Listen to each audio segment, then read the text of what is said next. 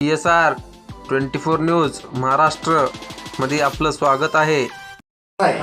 तो 124 भक्त निवास ज्या उद्देशानं बांधलं होतं किंवा काय उद्देश होता तो तिथं एक इमारत घेण्याचा किंवा त्या भागामध्ये यात्रेचं प्रमाण थोडंसं अत्यल्प आहे आणि येणारा भाविक हा पूर्ण भावाने निवडला जातो आणि तिथे एक ज्या आपण भक्त निवास बांधू आणि राहण्याची सोय करू भक्तांची त्या निमित्तानं त्या भागामध्ये यात्रेचं प्रमाण कारण तिकडून जायला त्या महाद्वारकडे रस्ता आहे तर संतुलन राहील यात्रेचं शहराच्या पूर्ण भागामध्ये प्रमुख तो उद्देश होता 124 हे करण्याचा.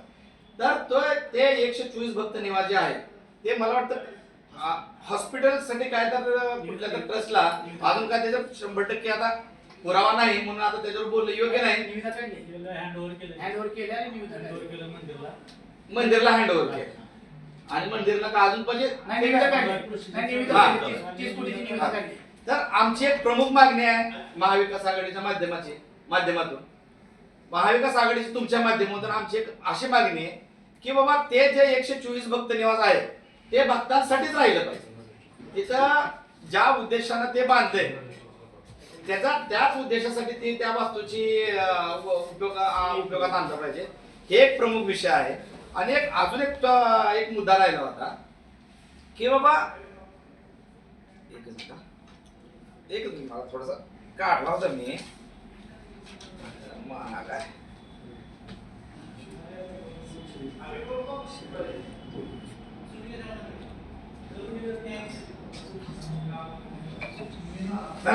तो तेवढाच एक मुद्दा आहे काय तोच आहे. आणि त्याच्यात आम्हाला एक लेटर आलेला आहे बरोबर की पुजारी मंडळ माझ्या एक तुम्हाला एक लेटर पाठवतो की त्यांनी विधानसभेच्या अगोदर एक लिखीमध्ये असं दिलंय लिखित आहे त्यांचं ते की बाबा खालच्या बाजूस विकास आराखड्यामध्ये काहीही होणार नाही.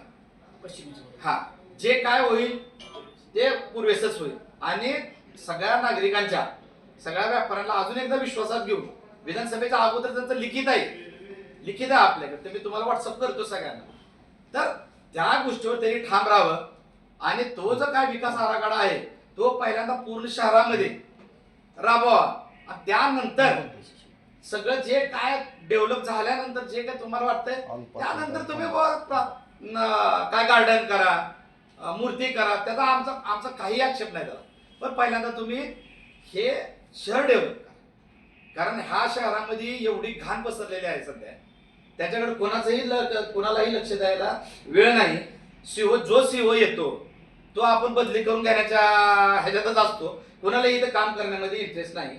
आणि हे जे काय छोटे मोठे विकास कामं चालू आहेत ह्याला बोलवून उद्घाटन त्याला बोलवून उद्घाटन हे रेग्युलर फंड्स येणारे फंड्स आहेत. का फक्त का नगरपालिकेला विशेष प्रयत्नातून आणलेले फंड्स नाही रेग्युलर फंड्स येतात प्रत्येक नगरपालिकेला राज्यातल्या ब क त्यांच्या दर्जेनुसार जे काय फंड्स असतात ते फंड्स येतात आणि ते फंड्स आम्ही काय करतो विरोधक त्याला काय आडवं घालत नाही की एक तर ह्या शहरात तुळजापूर शहराचा पूर्ण उखंडा झाला कुठं तर थोडे बहुत काम येते त्या कामातून कुठं तर थोडी स्वच्छता होईल नागरिकांना त्याचा कुठं तर उपयोग होईल हा दृष्टिकोन ठेवून आम्ही थांबतोय. याचा अर्थ असा नाही की विरोधक कुठं तर सत्ताधाऱ्यांना मॅनेज आहे असं बिलकुलही करत नाही. आणि सगळ्यात महत्वाचा गोष्ट तुमच्या माध्यमातून एक निरोप देतो की महाविकास आघाडी ही 100% एकजूट. घरात थोडे बहुत मतभेद असते तसे प्रत्येक ह्याच्यामध्ये थोडं बहुत काय असतील पण पुढचं येणारं इलेक्शन ह्या तुळजापूर शहराचं खास करून महाविकास आघाडी एकदम ताकदीनं एकदम मजबूतीने लढणार आहे ही मी तुम्हाला ग्वाही. दुसरा एक विषय मंदिरचा पहिल्यांदा म्हणजे मंदिर बंद करणार नाही दर्शन बंद करणार नाही. आज उद्यात काढल्या बघा नोटीस का उद्या 1 तारखेपासून 10 तारखेपर्यंत मंदिर बंद आहे. आता ही ट्रायल आहे का दर्शन नाही दर्शन फक्त झालं घर प्रदर्शन बंद आहे आणि पेड दर्शन बंद आहे. पहिल्यांदा काय म्हणजे कुठलीही बाधा न आणता आम्ही विकास करणार आहे म्हणजे आज 10 दिवस बंद तुला का नाही म्हणजे आता एका ट्रायल आहे का. आता इथं जर पुजारीने साथ दिली तर उद्या 2 महिने 3 महिने बंद करायचं एक ट्रायल आहे का हे असं बी असू शकते ना आज 10 दिवस जर आपण गपची बसलो सगळेजणच काय नाव धर्मदर्शन पेड दर्शन बंद आहे म्हणून फक्त तर उद्या ही 10 दिवस आपण गपची बसलो तर पुन्हा 2 महिने करतील पुन्हा 1 महिने करतील पुन्हा मधला गाभारा पडतील वरची ट्रायल आहे का हे असं बी असू शकल ना.